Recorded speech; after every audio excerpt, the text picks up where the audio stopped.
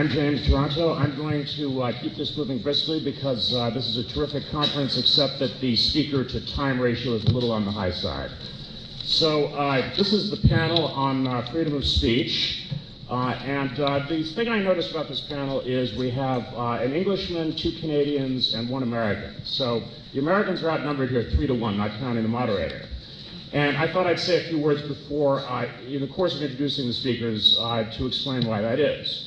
America is really unique in the world in the expansive protections we give to freedom of speech. We have a written constitution which has unequivocal language. Congress shall make no law abridging the freedom of speech or of the press. Now, of course, there are some limits, but the Supreme Court over the past century has taken this mandate in the First Amendment to mean that the limits should be as constrained as they possibly can be. So we will start with Douglas Murray, our English panelist, talking about libel tourism. And he's going to talk about British libel law. The reason he's talking about British libel law, the reason Britain is the center for libel tourism and not America, is that in 1964, in the case of New York Times versus Sullivan, the Supreme Court recognized that libel law can pose a threat to freedom of speech, to the right to criticize public officials, and broke from British common law tradition and developed a very stringent requirement for plaintiffs who are public officials and later public figures to prove libel. You not only have to prove that the allegedly libelous statement is false and defamatory, you also have to prove that the person who made it acted with reckless disregard for the truth.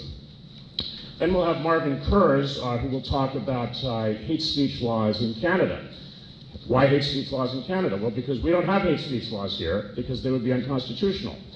This is a country in which neo-Nazis have a constitutional right to hold a march carrying swastikas in a neighborhood populated by Holocaust survivors. And that's not a crazy reductio ad absurdum example. That's an actual case from 1978 from Skokie, Illinois. If you go back and look at the Supreme Court's ruling on the case, there wasn't even a question of whether they had the right to do this. It was the issue had to do with the specifics of what the city of Skokie was doing with regard to permitting. Not only do you have the right in this country to express hatred, under a case from 1969 called Brandenburg versus Ohio, you have the right to advocate violence against a group of people as long as, in order to prosecute you for this, the government has to pass a 2-part test. It has to show that you intended to incite violent, lawless behavior and that there was an imminent threat of such behavior. This was a case involving the Ku Klux Klan, and the members of the Klan were prosecuted under a criminal syndicalism statute. The Supreme Court unanimously struck down the conviction. There is some speech that's not protected by the First Amendment, including so-called fighting words. If I walk up to you and say things to you to provoke you to hit me, that's considered fighting words. And yet, in 1991, the Supreme Court ruled that you can't discriminate on the basis of content when outlawing fighting words. So you can't have a law that treats hate fighting words differently from non-hate fighting words that are based on race or religion or some protected status. So the protections we have here are very broad. Now, Daniel Huff of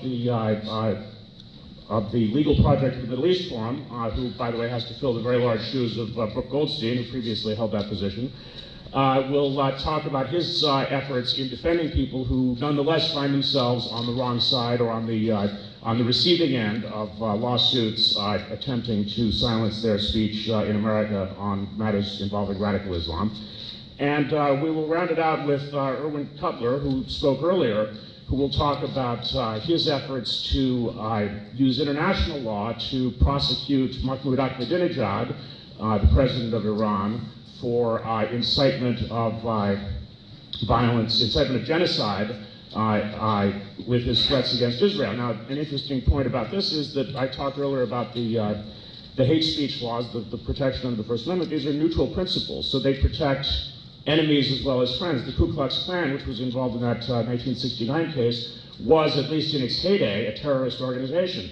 I've heard it said that this Brandenburg ruling in some cases makes it harder to prosecute terrorists because If you don't have if it's only an issue of speech, and if you don't have the imminent threat, you have no basis to prosecute. So free speech can be a sword as well as a shield. As I said, I'm going to keep this moving briskly. I've only taken 5 minutes. And I will give each of our speakers a 2-minute warning. I'm going to say it so that everyone knows. And feel free to not use your full 10 minutes. And hopefully we'll have a little time at the end for questions. And I turn it over to Douglas Murray.